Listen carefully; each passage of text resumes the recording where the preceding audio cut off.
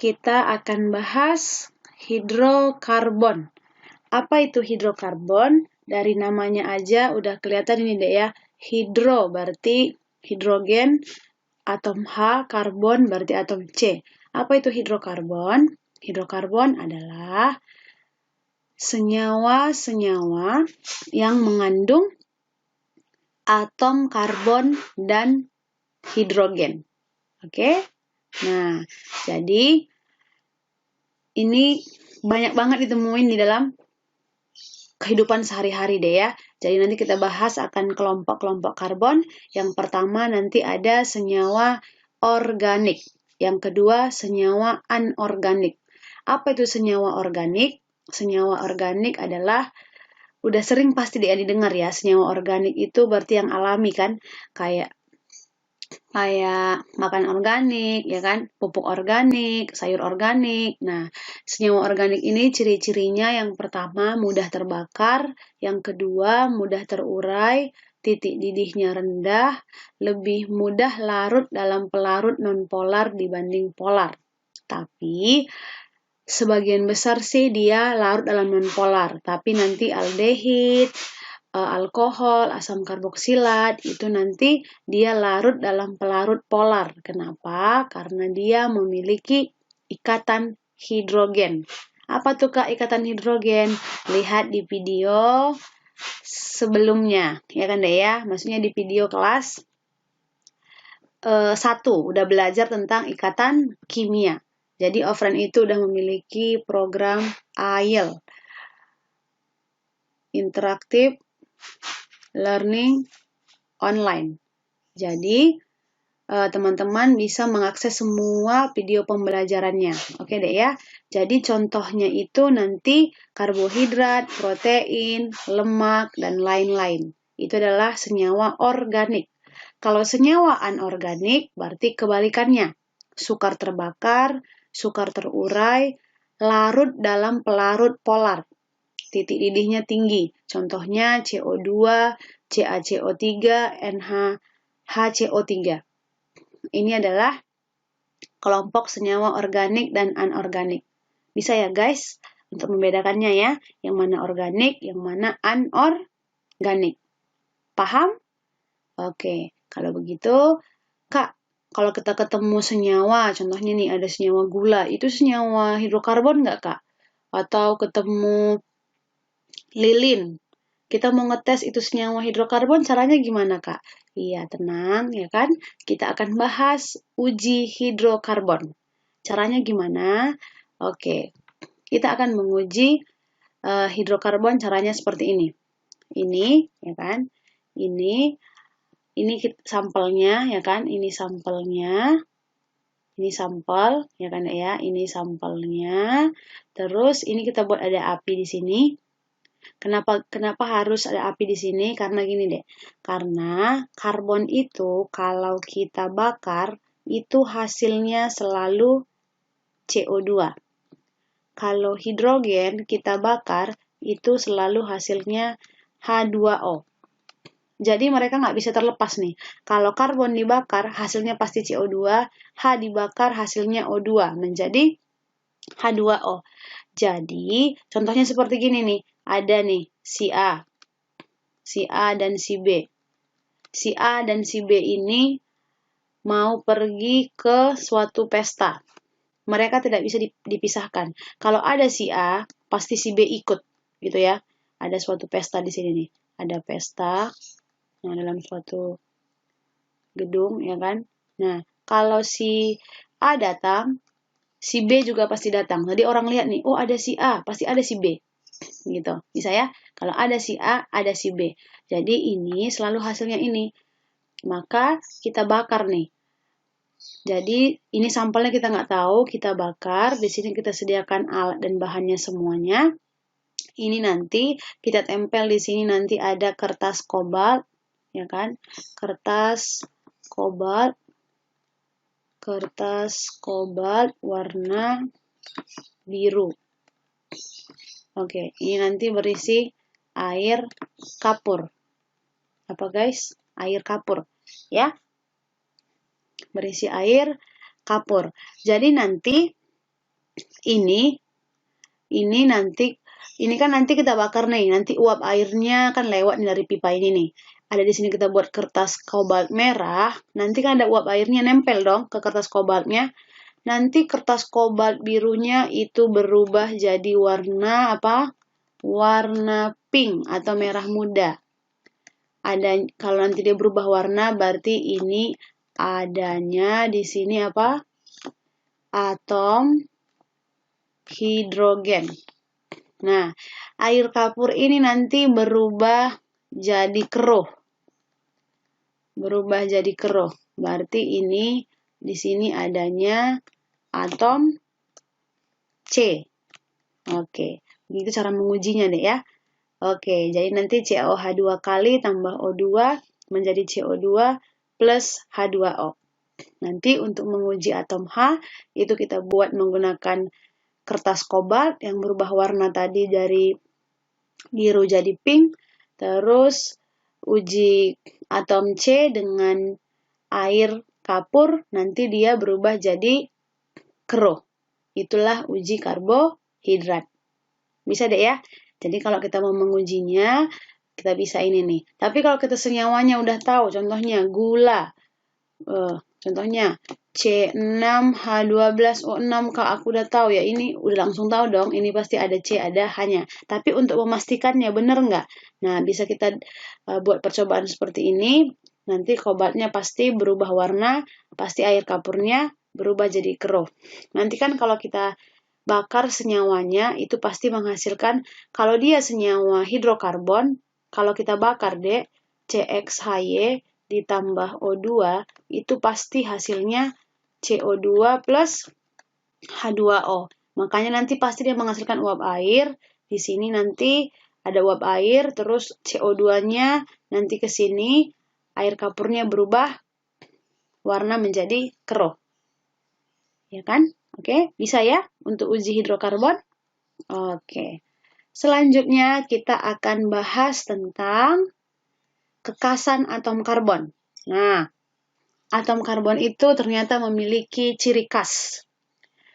Bukan KMS doang ya, Dek ya. Ciri khasnya ternyata atom karbon juga memiliki ciri khas.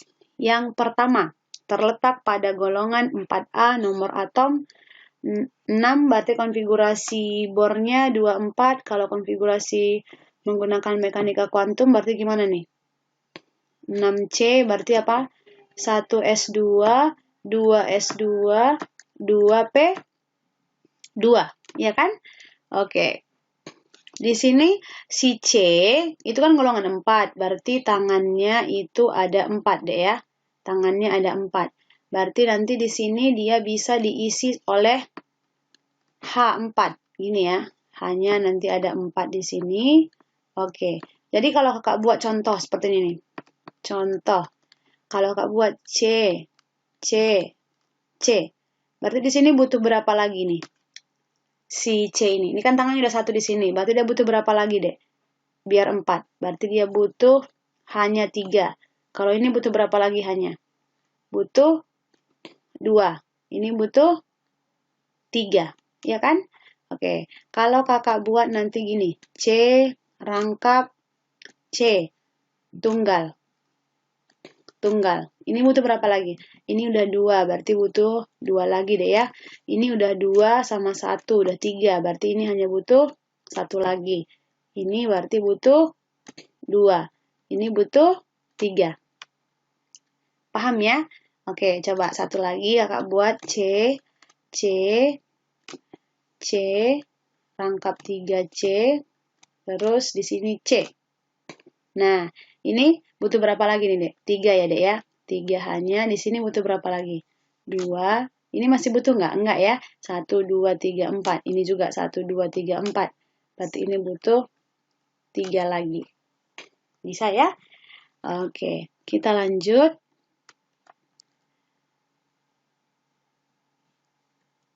Terletak pada periode 2.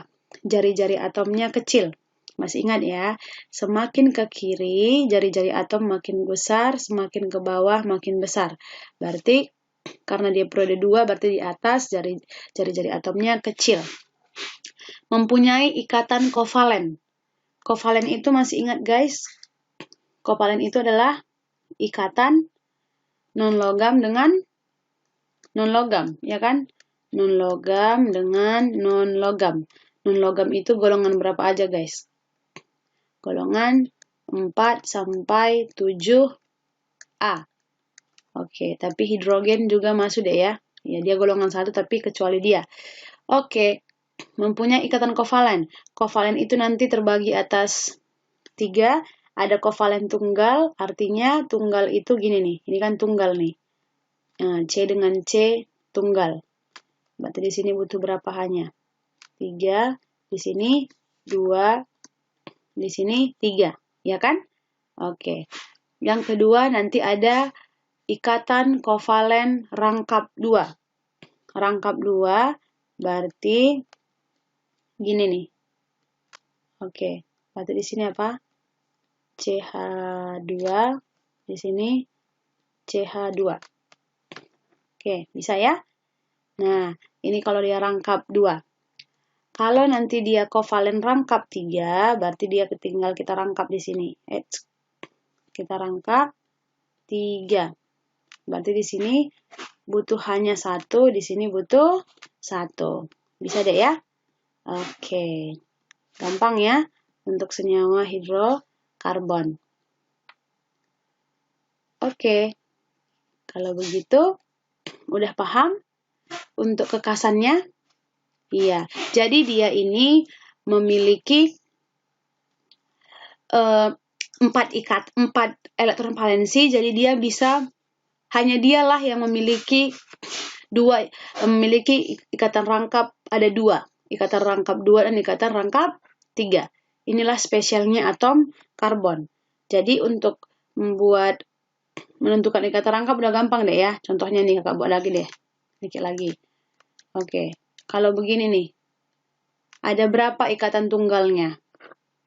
1, 2, 3. Ya kan? Ada 3 ikatan tunggal. Ada berapa ikatan rangkap 2? 1 ikatan rangkap 2. Bisa deh ya? Gampang ya? Oke, kita lanjut. Masuk ke jenis atom C. Nah, atom karbon itu nanti ada 4 jenisnya. Yang pertama nanti adalah C primer. C primer. Artinya apa? Mengikat 1 atom C lainnya. Kalau C sekunder, mengikat 2 atom C lainnya. Kalau tersier, mengikat 3 atom C lainnya. Kalau kuartener, mengikat 4 atom C lainnya. Oke, maksudnya gimana sih, Kak? Maksudnya langsung kita lihat ke soalnya. Nah, di sini nih, CH3, di sini kan ada dibuat soalnya nih. Tentukan ini berapa primer, sekunder, tersier. Ayo, siapa yang bisa nih? Berapa primer, sekunder, tersier? Primer mengikat 1. Ini cuma mengikat 1 kan ya? C yang ini cuma mengikat 1 doang kan? Berarti ini apa? Ini primer. Ini juga primer. Ini primer juga. Ini primer. Ini primer. Ini juga primer. Bisa ya? Berarti primernya ada berapa?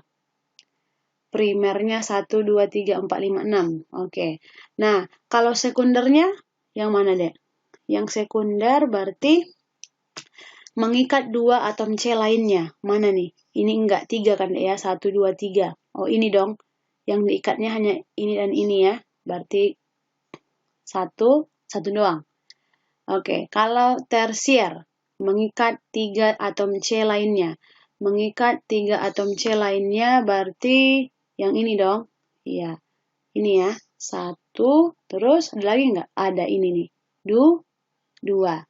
Kalau tersier mengikat 4 atom C lainnya. Berarti yang ini nih. 4 kan? 1, 2, 3, 4. Kalau begitu, pada gambar berikut ini bisa kita tentuin jumlah atom C primer, sekunder, tersier, kuartener masing-masing. Primer 6, ya kan? Primernya 6, sekundernya 1 yang warna merah ini, tersiernya 2, kuartenernya 1. Jadi, kalau kakak buat nih, contoh, CH2, CH, CH3, CH2, CH3. Coba tentukan berapa C primer, terus C sekunder, tersier, C tersier, sama C kuartener. Oke, coba tentuin nih. Ayo, siapa yang bisa guys nentuinnya?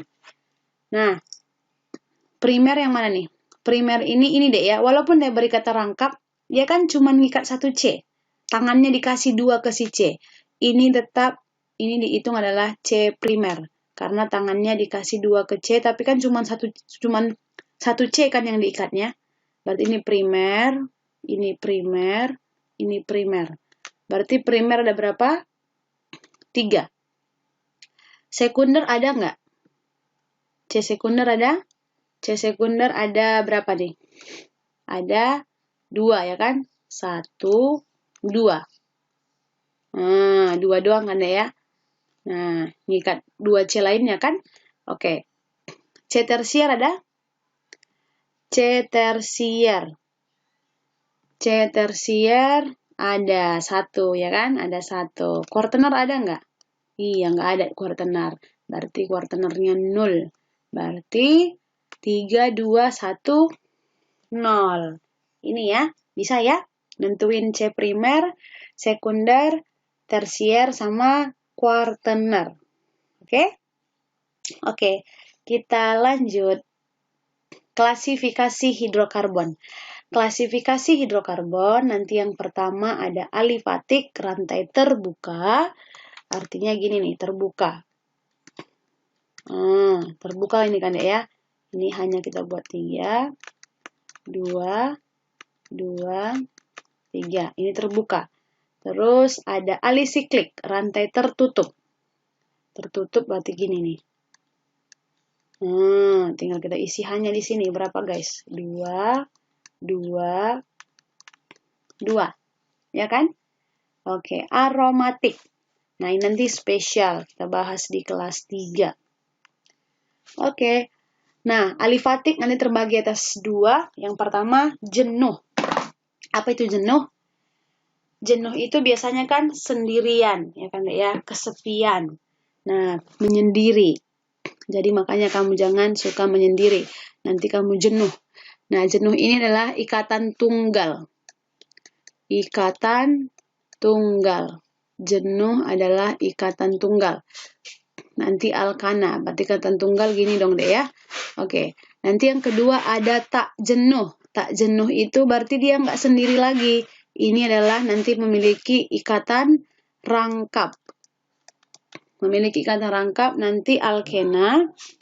Alkena memiliki ikatan rangkap 2. Alkena memiliki ikatan rangkap 2. Alkuna memiliki ikatan rangkap 3. Oke, bisa ya. Alkena memiliki ikatan rangkap 2. Alkuna memiliki ikatan rangkap 3. Nanti ada juga kita bahas alkadiena. Alkadiena itu nanti memiliki 2 ikatan rangkap 2. Gimana tuh Kak? Iya, nanti di slide berikutnya kita bahas. Terus selanjutnya alisiklik. Nah, alisiklik adalah sikloalkana. Ini tadi deh ya, siklo artinya lingkaran, artinya siklik gitu ya, berarti tertutup. Ini sikloalkana. Berarti kakak buat satu lagi contohnya gini ya. Bisa ya, siklik itu artinya dia tertutup. Nah, tinggal tambahin hanya di sini 2, 2, 2. Nah, itu kalau sikloalkana. Kalau alkena, alkuna, nah kalau alkena gini nih, alkena kan ikatan rangkap. Berarti gini. Nah, gini ya, tinggal tambahin hanya di sini deh ya. H3, H2, H, H3. Ini kalau alkana. Nah, tadi ini apa? Ini alkena, maaf, alkena, ini alkana, ini apa? Sikloalkana. Kalau alkuna gimana, Kak? Alkuna itu nanti gini. Kalau Kak buat contohnya CH3C. Berarti di sini H, di sini di sini nggak ada perlu lagi hanya deh ya. Iya. Udah full soalnya. Nah, udah full. Oke. Berarti langsung ya, bisa ya. Berarti itu alkuna ya, memiliki ikatan rangkap 3. Kalau alkadiena gimana, Kak? Alkadiena nanti gini, ada 2 ikatan rangkap 2-nya. Nah, ada 2. Berarti di sini H2, di sini H, di sini H, di sini H2. Ini adalah alkadiena. Nanti lebih lengkapnya kita bahas di perkenalan selanjutnya. Oke ya guys? Oke?